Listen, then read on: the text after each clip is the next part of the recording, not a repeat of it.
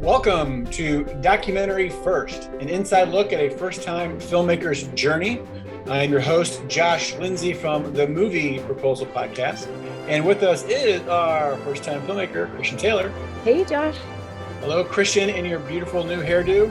Oh, thank you very much. Yes, I did go get my hair done. I guess I should say I went and got my hair did last week. I did too, actually. I have a new hairdo. Or yes, lack of. You do. I wanted you to come today as your Halloween costume. I know. For those who are listening, I normally have a goatee. I didn't tell anyone what I was doing. And on Halloween, I dressed up as Ted Lasso, which has got to be, I think, the best or second best costume I've ever come up with in terms of how much I look like the character. The other one that was really good was Ned Flanders, which I won first place at a Simpsons Halloween costume, which is a proud but kind of pathetic moment in my life. Both with a mustache, interestingly. Yeah. I apologize about the dog. But anyway, I dressed up as Ned Flanders, and I had to, Ted Lasso, I had to shave the goatee. But nobody wants to see me in a mustache longer than one day. So it had to go. So goodbye mustache. But it's all coming back gradually over time again. So well, what was so funny, Jason, is that when I saw him as Ted Lasso, first of all, I freaked out because he looked so much like him. But second of all, I thought his mustache was fake. He's like, no, that's my real mustache. I just did not believe it. Yes, I did a fake mustache for Ned Flanders years ago because I didn't think I could grow a mustache. Turns out I can, and you can grow a Ted Lasso mustache, And I thought it was so genius. I showed it to Jeremy, and he's like, "Everybody's doing that this Halloween." I'm like, "What?" I'm like, "They are really." It was as soon as I got posted the pictures, people were responding with their photos of themselves. I had a Ted Lasso walk by, trick or treating with their kids. I told Christian I ran into a couple who were Roy Kent and Keeley. They're from the show. Wow. Ted Lasso. They were very good. Yes, if people don't know what we're talking about, we are talking about the show on Apple TV called Ted Lasso, which we are all big fans of. It comes with a warning. The language and the subject matter is quite adult. So if you're sensitive to those things, it might not be the show for you. But what I do love there are so many redeeming qualities about this show relationally, and that is generally uplifting and thought-provoking. I'm not quite sure what to do about the beard episode, however, of this last season. That was a little weird. Beard is a best friend to Ted Lasso, also coach. We call him Beard because he has a beard, and he's a side character. In one episode, the whole episode was about him, and that was my least favorite episode for sure. It was just an odd. I'm not sure what they were trying to do. I don't like it when TV shows do that, where they spotlight a side character in that way. And they just departed from their formula. And I think so much of the life and the positivity and the challenge, thought-provoking stuff does come from the Ted Lasso character. Now, what's interesting, in my opinion, and this is, I can't believe we're talking about Ted Lasso, but I think from a storytelling perspective, and by the way, Jason, we didn't welcome you yet. And so Jason is our button pushing guy that we can't do things without. So thank you, Jason, for being here. But what I do think is interesting from a story perspective is that what made Beard work, or what makes him work, is his mystery. Right. And so you see him always there for Ted. He is the guy that knows him the best. He is his backbone. He's Ted's rock. He's the one that has the soccer knowledge. He's the one that has relationship knowledge, but you know zero about him, except that, there's something mysterious and wonderful about him, and he makes you love him. And so that Beard episode just gave you all this backstory that demystified who this person was. And what I do like about season 2 is it does give you a little bit more backstory behind people. Like, I love learning more about Leslie and, kind of his character and what they did with the Christmas episode. But yeah, I think it demystified Beard in a way that I didn't prefer.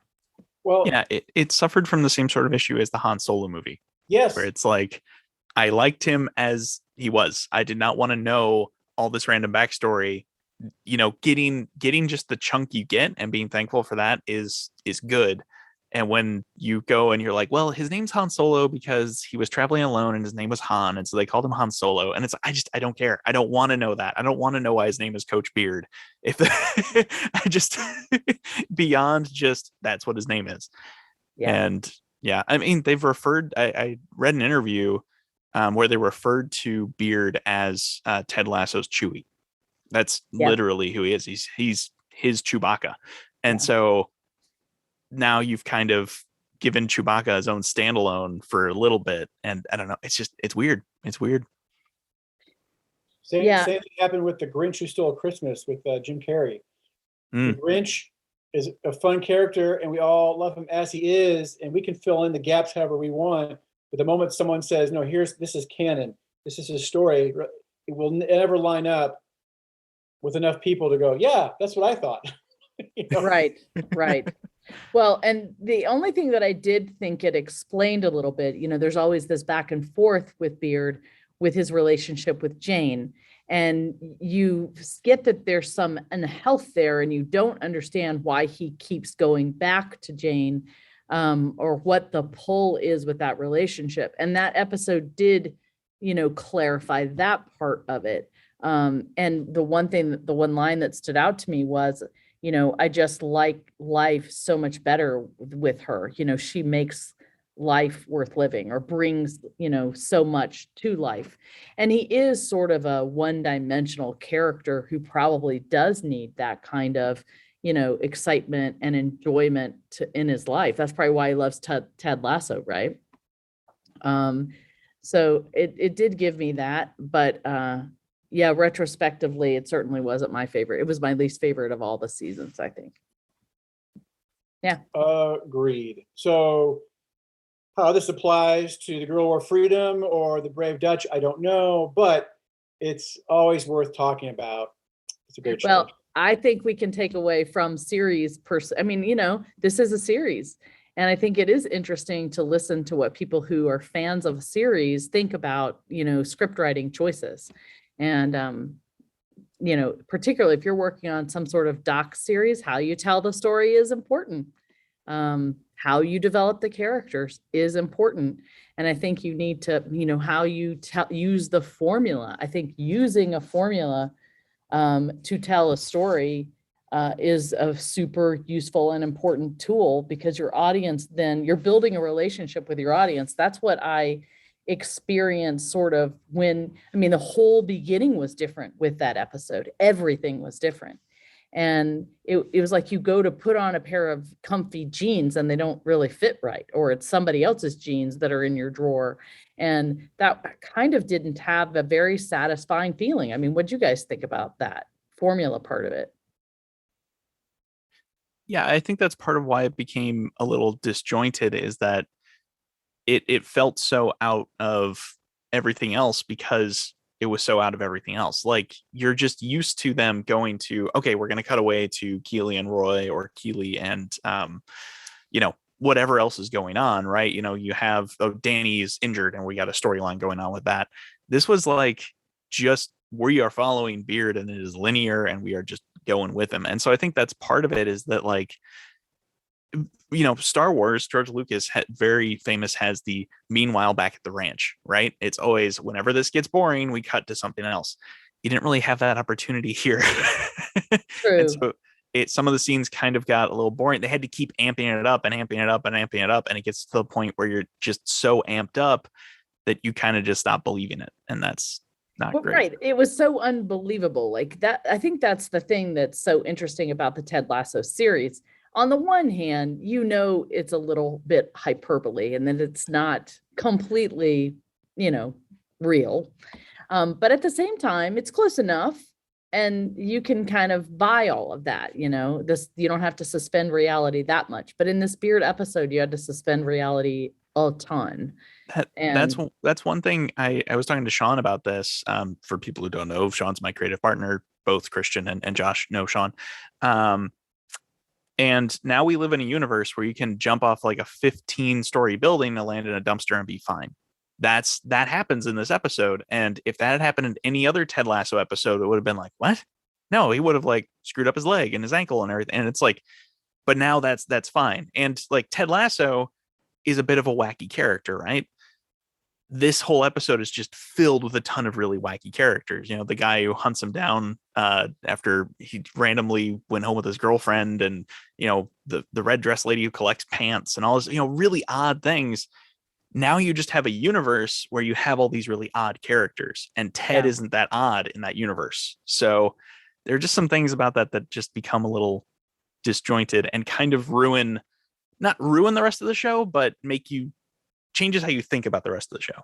But I will say this, even though I did not like the episode, them attempting to do this, I don't know what it demonstrates. It's bravery, it's creativity. Because if you think about it, what's our favorite? Barry, the show Barry with what's his face? Bill Hader. That had it's an episodic series, follows a pattern. You get to know these characters. And then out of nowhere comes this episode where they encounter, what do they call this? So this girl. Yeah, the feral child. Feral karate girl. Who has karate ability beyond, reality, in this world that we're used to, and can get on top of buildings and roofs and stuff and jump to a tree where, like, this is impossible. But it was a fantastic episode. It worked. So they did like a Beard episode where they weren't following a side character. They just broke from the formula, did something totally bizarre, and it worked. X-Files did the same thing. X-Files had an episode where Scully Mulder would track down a particular alien or werewolf or whatever, just kind of a one and done. And then next week it was the grand scheme, the smoking man, who's behind everything, and it's the continuing story. And they have this every other kind of pattern episode, but then out of the blue they would do something, and for the X-Files to be weird, you got to be really weird, but they would do something like totally like unexpected, and I remember it working. So I think it's good that they attempted it. My opinion is it's not the attempt that was wrong. It just, I think it was a mistake that they followed Beard. And I think the points that Jason made are correct. It just didn't happen to work for them. Here's the thing about Barry Lily. That's the name of the episode, Barry versus Lily. Okay. With the Karate Kid, is it's narratively driven. It's because of, so that episode is totally out of left field. It takes place all in one night, and the time is pretty linear, and the only time that we skip ahead in time is when someone passes out, and then we come back. We're still following the main character like we have the rest of the show. And he's extremely injured and bleeding out. And so that's why, you then follow, hey, we're not just going to cut to him in the hospital. We have to like see, okay, how is he going to get better because of things that happen at the very beginning of the episode. So that it's narrative reasons, it made a lot of sense to go real time and actually follow the whole evening and not cut away, because nothing else is happening that night with any of the other characters. They're all just not involved in this. And so to just like, okay, we're going to go with a side character who's really two-dimensional or maybe only one-dimensional and just give him a whole episode for no real reason, because Beard has gone off on his own quite a few times and we've never followed him. Why did we follow him this time? There wasn't a good reason for that to happen. There wasn't a good reason in the overall story or even in that episode that we're just going to see Beard go off. And so I think that's part of why it felt a little empty, is you take that episode out and nothing really changes for the rest of the show. Not a single thing. Barry versus Lily, a lot changes in that episode. There's a lot of relational changes there. There's someone deciding to kill someone else that they weren't going to kill. There's a lot of things that change in that episode. And that's part of why that episode just really is fantastic. And they won, I think, an Emmy for it. Yeah, I think you make a very good point there. I mean, I think about the other characters that have had a little bit of a side twist. Let's take Jamie Tart, for example. Jamie Tart gets fired and he goes to another club. And if we were to go with Jamie into that other club in that other world, that would be a logical jump. but nothing was happening with Beard, and he has left millions of times in this series, not millions, that's an exaggeration, but, a handful of times and gone off on his own, particularly usually with Jane. And it does sound like it's some artificial, like, okay, we're going to make a Beard episode now because people want to know more about Beard. And it just felt not natural. But I will say one thing in the defense of the episode, and then, we'll come back to what you were about to say, Jason. What I did love about the episode was I did understand the heart of Beard in a new way. So I saw Beard's love for Jane, and I had compassion for him with that relationship and who, what his heart feels and what his heart is thinking. But then I saw him live out of his heart with the 3 super fans. And I loved how it ended, that he gave them this experience of, going out onto the field. And I mean, I actually got emotional, at that moment. And that demonstrated that other part of his heart. And so I did love that. Anyway, Jason, what were you going to say? So I was going to say, you're totally right about how they just kind of had to come up with an additional episode. This episode and the Christmas episode were not originally planned. Apple called them up midway through and said, we need 2 more episodes. Can you make 2 more episodes? Really? And so they went back to, okay, what are the ideas we had that we didn't do? And the Christmas episode, which is a little out of left field and kind of its own thing, and this one were the 2 that they picked. So you're totally right. It's kind of just, yeah. That makes sense. And the Christmas episode was so confusing because, normally in a series world, you get the holiday episodes around the holidays, So it was just so bizarre that you would throw in a random holiday episode, not even at the end, but sort of, weirdly in the middle. It was strange. That's a good point. That did not occur to me until you mentioned it, that when I realized it was Christmas, I thought, what did I miss? How are we at Christmas already? But when you think about it, if you're a writer, you think, well, why does it matter? Like, who really knows what time of year it is anyway? We can just say it's Christmas. But yeah, it is a little jarring. Well, I think it's where you're not taking your audience into consideration. Like, how are people going to watch, view, and experience this? And we're customarily used to holiday episodes coming around the holidays, airing on a broadcast timetable. But even inside the Ted Lasso world, you have seen weather, you have seen a little bit of changes, even though it's England, you've seen sunny summer days, you've seen some cold, rainy fall days. And even if you went with that weather thing, put Christmas where it seems to be weather-wise in London, at least. Do you know what episode or what movie that episode was based on? The Christmas one or the Beard one? The Christmas. I didn't realize it was based on anything. Oh, they totally ripped off the movie. It was I know, don't tell me. That's one thing that I loved in that episode, is that they kept quoting it. Right. They took scenes. Right. They didn't. Rip off's not the right word. It was inspired. Homage. It's another British comedy. I'll just tell you, it's Love Actually. Yes. It's got a big star cast: Grant. Liam Neeson and goodness, I won't even try to remember. It's Hugh Grant. Hugh Grant's in it. A lot of people are in it. Julia Roberts, I think, maybe, or some character like her.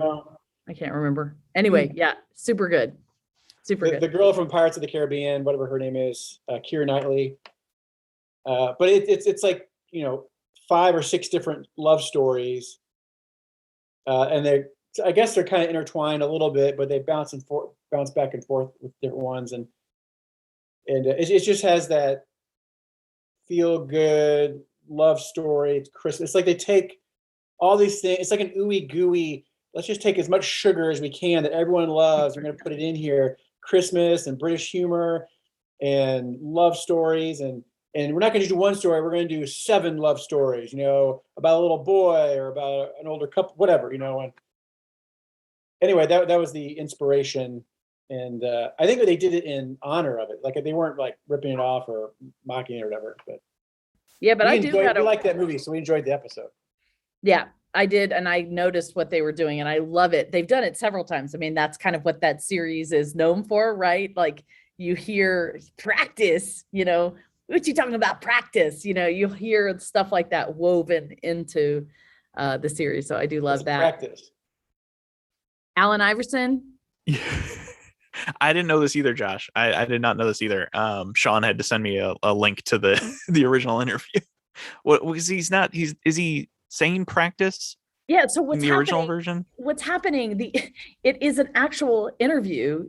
Google it. Allen Iverson practice, and basically he was giving an interview about he hadn't shown up for practice or whatever, and I don't remember the details, but it could have been that he missed practice. He didn't come to practice, that he came to the game. He had this great game. And then later, all they were asking him about was why he missed practice. And so he was like, practice? What are we talking about practice? And so now that has become a quotable quote all about, practice. So yeah, anyway, look it up. I don't know exactly what happened, what the details were around it, but the interview, of course, is stuck in my head. He said it 20 times in that press conference. Yes. 20 times? 20 times. It's a hilarious press conference. He was mad and he was kind of going off on people, and it has stood the test of time. That's for sure. But one thing I was thinking about that does relate actually to what we are talking about or supposed to be talking about with the Brave Dutch is that one of the things I'm looking at is the Brave Dutch story takes place over the course of a year, really. Or almost a year. So when John Lau lands in Holland, it's April 29, 1944 in the Netherlands. So it's, late winter, spring is on its way. And for 5 months, he lives with one family in Apeldoorn. And so that kind of gets you through to the summer. And then there's another part where he's living in the woods outside through the fall, goes through Christmas. Some of his travels are through Christmas. And ultimately he gets reunited on February 16th, I think, in 1945. So it's almost a 12-month journey. And I really do want to film in the time, like the scenes, in the weather that was happening at the time. For me, that's kind of important, that chronological linear thing be reflected kind of in the stories that we're telling.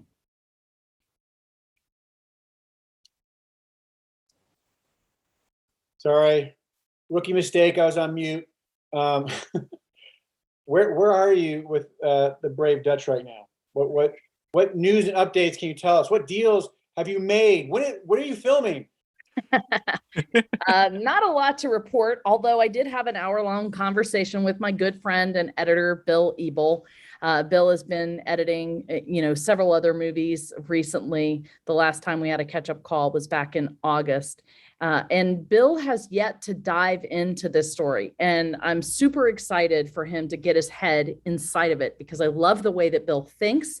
And I love how we work together as a team. So I can think of something and, it's just always brainstorming going on between us. And usually, what we come out with together is better than what one of us had come to the table with before. And yet, as of yet, we have not been able to have those discussions. So he's going to start diving into that. I'll be curious to see what he thinks. We have a meeting this week with our line producer, Kate Hurley, and Michelle Coupé. And we're going to talk about kind of what's coming next. On my list of to-do things is I need to start making a character map and explaining like who all the different characters are, put down who I'm planning on interviewing, and then put down the locations that we have secured for shooting in. I'm working with the Department of Defense of the Netherlands to try to put together a partnership proposal. So I'm working on that. And then two of the people that we're working with, Tulay van Manen and Captain Michael Tattersall, they are working with their superiors to get permission to officially work on our project during their work hours. And then next week on November 10th, we have an in-person meeting with Netflix to pitch our project. So that they're going to pitch The Girl Who Wore Freedom for sale, and they're going to pitch The Brave Dutch for green lighting. So I'm on, wearing out my knees, praying for that little meeting. And, I don't anticipate that we're going to be having a response of, oh, here's your $5 million. I think it's going to be an ongoing conversation where, they hear the pitch, maybe the distributor is going to have to send them some more information down the line. And it's a continued conversation that hopefully eventually they will decide to greenlight the project. So there's nothing really firm right now. And I did realize the other day, I do need to pace myself in terms of working on this because I'm not getting paid. And it's been over 3 years since I have been paid for any of this work. And I do need to start generating some income from myself some way. Well, I mean, obviously you're deep into The Brave Dutch, but a pattern for a lot of filmmakers is they do something for money and then they go do a passion project. And then they do something for money and they do a passion project. I mean, you just keep doing passion projects. So, I mean, Yeah. you're a voice talent. I mean, like you can make money doing that. Like, is that? Yeah. That was happening until this major renovation of our house. Many people, if you are watching, can see I am not in my house. I had to go and rent a little office space so that I could have, some peace and quiet and stability in my day. This, small little renovation project has taken on enormous proportions, and I'm not even sure it's going to be done by the end of December. So that has put a big kink in my voiceover business because I'm not able to really audition or record anything from home. So that means zero income generation for me. And that's a certain challenge. I do have a major voiceover job that I have to record tomorrow. So I'm going to have to go and rent somebody's studio and try to get that done. So yeah, it's kind of a challenging situation right now for my business income. Donations have stopped coming in, and we have yet to see any income from The Girl Who Wore Freedom. Now, one thing that did dawn on me this week is that we signed our contract in September of 2020. So we're now at 13 months. And our contract, I went back and looked at it yesterday, our contract says that we are supposed to get quarterly reports of what's been going on with the film. Now, in September, we really would have only had a report for the fourth quarter. And, they get 90 days after the end of the quarter with which to turn stuff in. But the fact is, we've never seen any sort of report. Did you say December 2020? Yeah. I mean, I thought you said September. September 2020 is when the effective date, September 30 of our contract began. Oh, okay. Okay. So yeah, so 13 months. Got it. Okay. So where's your executive producer? Why isn't he like taking the bullwhip? That would be me. No. The David Patterson. Yeah. Where's David? Well, David, of course, does have his own life and his own jobs and isn't on our payroll. And so, but he was my first call, which was like, David, we need to look at this contract and figure out what we're supposed to be doing here. So yeah, we are supposed to be talking after this little podcast is done. Oh. Yeah.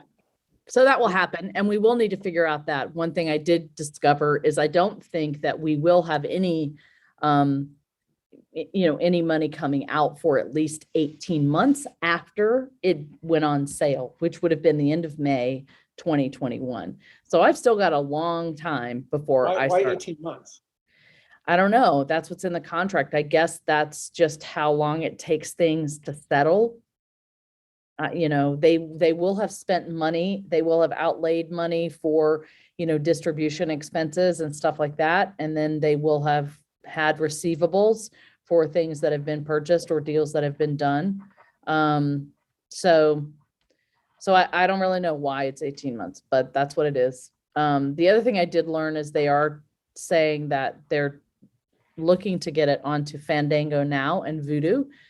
two companies which have merged, but I guess they still kind of will have their own platforms that you put them on. I'm not sure From the how that. consumer perspective, Fandango is now Voodoo. Yes, right. From the consumer perspective, but from the back end, I think there's still two different platforms. Okay. Yeah. You know what? Next time I have a plumber come over, I'm going to tell him I'm going to pay you in 18 months. That's just the way it is. It's going to take 18 months to get the financing together. So you're going to have to wait. Yeah, I mean, that's one thing I did. I next contract I want to sign, I want to look at that paragraph because, I do know one distributor who went to, these guys and said, no, we're not doing a 5-year contract with you. We'll give you 18 months, total. So that means that, he certainly had to have gotten paid before his 18 months was up. So yeah, I wish that I would have looked at that more closely. Live and learn. It's your first project. How would you know? Yeah. Yeah. So that's basically what's happening there. We do have the L'Oreal event coming up next week for the Girl Who Wore Freedom. And it was supposed to be a, in-person event that was going to celebrate, coming back again. And now it was a hybrid event, and now it's totally virtual. And we're supposed to have Flo Plana and David Chapman on that in the Q&A. So people actually are going to be watching the Girl Who Wore Freedom all together, and then there'll be a Q&A afterward. And then it is going to be L'Oreal New York and L'Oreal Paris kind of coming together for this Veterans Day event. And, I'm looking forward to that. And I'm sad it wasn't in person, but, I'm thankful that they're trying to do something. So that's next week. Hopefully on our next podcast, we can talk update with your quarterly reports and where are they? And you can read it to us, I guess. I don't know. Maybe we'll need to do that. Yeah. I did Paragraph 67. So fun.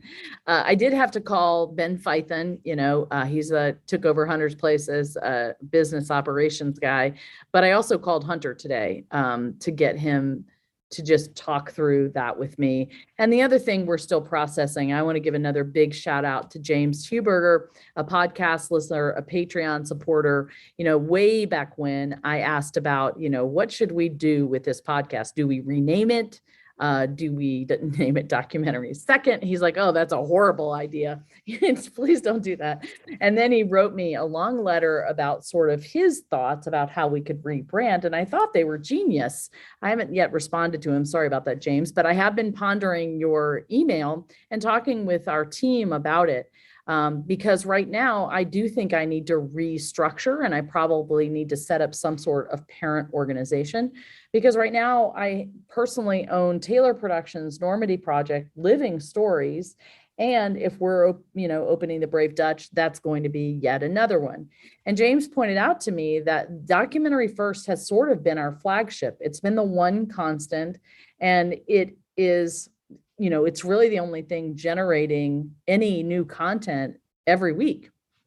And so his suggestion was, your parent company really should be built around the Documentary First idea. Not that this is your first documentary, but now we're looking at it a different way, in that story comes first. And so in my work life, it is the documentary kind of coming before everything else. My voiceover business is kind of still going on, but I'm starting to see that, fall away, particularly if we get hired or if we get funded from somebody to do the Brave Dutch. I'm not going to have time to do voiceover. I'm going to get paid to actually make a movie. So that documentary part of it really is going to be my first priority. So we've talked about that being the parent company and figuring out, putting everything else kind of underneath it. But I really do need to A, vet that idea with others, B, talk with somebody that has better business acumen than I do to figure out how to do that. So those are kind of the other conversations that are going on behind the scenes. What do you guys think about that? I have one little tidbit that I think is kind of interesting. Hearing you talking about balancing voice acting and directing reminded me of Christian, have you seen Arrested Development? I know Josh has. I've seen a little bit of it. Yes. I mean, not for shame, for Yeah, shame. you got it. You got it. So Ron Howard is the narrator of Arrested Development, and he didn't want to be. He just kind of did it for the pilot because he was involved in the production and all that sort of stuff, and he just did it for the pilot. And then they're like, so your voice is great for this. It's like the perfect tone, so you're gonna do it. And so he's off, directing something, and he's in Poland, and it's super cold, and they're like, okay, so we rented a shack and we have a microphone. Go do the voiceover. He's like shivering between takes, all sort of stuff. So it's possible. It just sounds extremely painful. Yeah. Well, I do kind of think that it will continue on simply because I really do love it. I love voiceover work and I am good at it, I think. So it's a way that I know I can have some sort of income. Sorry about that. I'm dinging. Yeah. So I don't know. We'll see. Part of being a voiceover, though, in my level, is that you have to market your business. So if you're not out there actively marketing your business, meaning if you're not auditioning, if you're not updating your demos, if you're not networking with people who who have jobs to be had, you're really not going to get a lot of work. So that's time and money. Yeah. So Josh. So I was going to say, what's going on with you guys? Josh, we talked last week about you doing the podcast with Chris White, I think, but we didn't hear a lot about how it went, what you learned. Why don't you fill us in a little bit about that? Tell us about the podcast you're on in case we have new listeners. Well, Christian, the only way to find out how that podcast went is to go listen to that podcast. It's the Movie Proposal episode with guest Chris White, which if you've been listening to Documentary First this whole time, you've already heard from him. He was a guest a while back. He's the writer and director of, actually, as of today, November 2nd, his film Electric Jesus is released today on video on demand. So you can rent it on Prime or Vudu or Roku or wherever you rent your movies. But it's a 1980s Christian up-and-coming rock band, comedy/drama. The two big names in it are Judd Nelson and from Breakfast Club, and Brian Baumgartner, who's Kevin from The Office. And then the rest of them are, as far as I can tell, all newcomers, and it's a great cast. Definitely worth checking out. But we got to interview him again, the director, Chris White, to hear about what is directing, his experience in making that film, his history leading up to it. And he's just basically an indie director, and he really likes it. He likes the lower budget, more freedom, write your own stuff type model. I don't know how apparently he knows how to make a living. He does it with his wife. They work together. Maybe they have no kids. I don't know if they have kids or not. Kids actually, money. She was pregnant when I met them for the first time in February of 2021. So getting close. Oh, well, that's going to ruin everything for him. So I hope they enjoyed their career. It's over now. He's going to go back to teaching. I'm just making that up. Yeah. What's the one main thing? Give us a little bit of a teaser. What's the one main thing you learned from Chris during that podcast? Well, Here, Jason, I got one. Go for it. I think the most interesting thing was him talking about what directing really is. Okay. And Josh dug that question out of him. And it was just like, a lot of people think it's, what does it mean? When you tell the actors what to do, right? But he really dug into what it means to actually be a director, which is that you're responsible for the tone of the movie and keeping that consistent, and also answering a million questions a day. So yeah, I think that was maybe one of the most enlightening and interesting parts of it to me. That's awesome. And especially, now that I'll agree that was probably my most favorite part as well. But when you think of a movie like Electric Jesus, it's part drama, it's part comedy. You hire a comedic actor to star in it, who's wearing an obvious toupee, and he looks like a clown, basically. But that's not the tone, right? It's not comedy first. And so he has to have a vision, and I think tone is a good word for it, in mind, and keep everyone on that same page, because otherwise he can make something and say, this is not what I meant to make at all, because everyone thought something else and they just kind of went their way or whatever. So, but anyway, I thought it was a great episode. We got a lot of great feedback. If you don't know about the movie proposal, we talk about movies with Sky Jitani from the Holy Post, and Jason and I, and we primarily talk about old movies and new movies, things we love, things we didn't, and sometimes we have guests. So that's it. Awesome. Thank you. Yeah. If you haven't seen them, listen or seen the movie proposal, do you guys do video or is it only audio? Only audio. So if you haven't heard it, go check it out anywhere you listen to your podcasts. And so Jason, we do have video from older episodes. Like really old, probably like Yeah. episode 50 and before, Yeah. I think. And now we're up to like 116. So before we lost our office. yeah. Thank you, Josh. Okay, Jason, what's happening with you? So have some kind of cool things. The Jax and Sean Instagram account that we've been running with funny animations every single day, which I have to post a new one in 5 minutes. So we hit 5,000 followers on Halloween, which is 2 days ago for us, and we're already almost up to 5,400. So we are just seeing massive growth, awesome response, and we are just incredibly thankful. Like every time I talk to Sean, we're pretty much going, "Did you see how high it is? Like that's crazy." Yeah, that's awesome. So, great proof of concept for you there. Yeah. So we'll see what actually ends up happening with it. So we're really excited about potentially hitting 10,000 followers before the end of the year.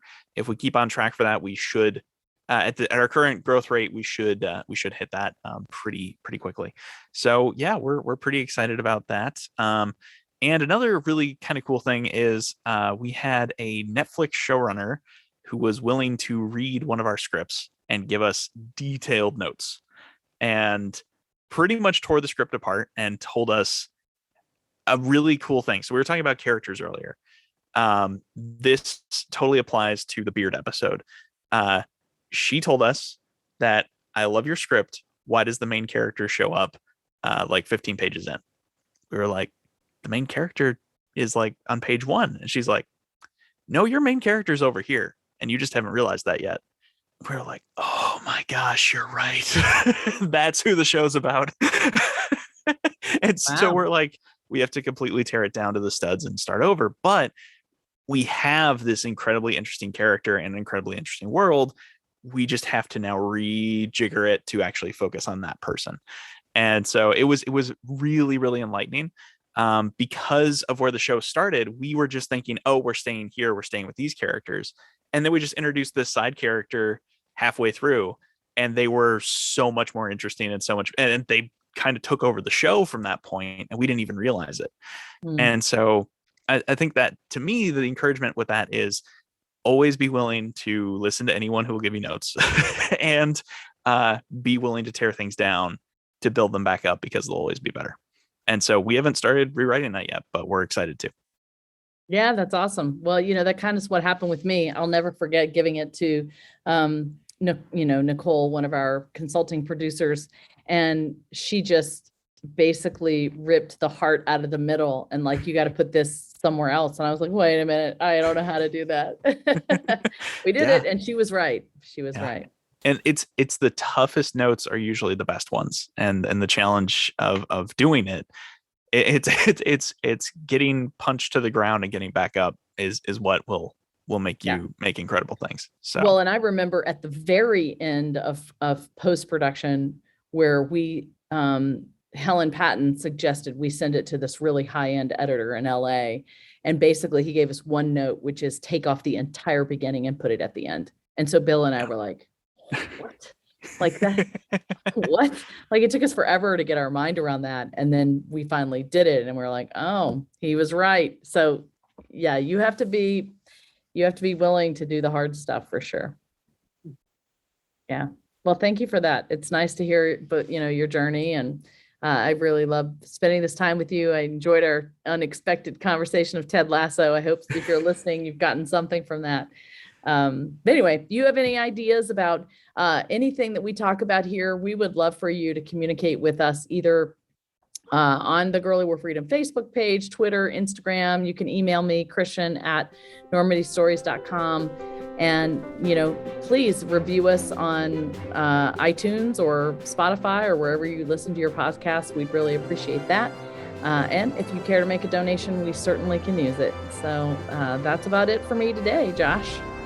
All right. Well, hey, everyone. Thanks for listening to Documentary First, where we believe everyone has a story to tell and you can be the one to tell it.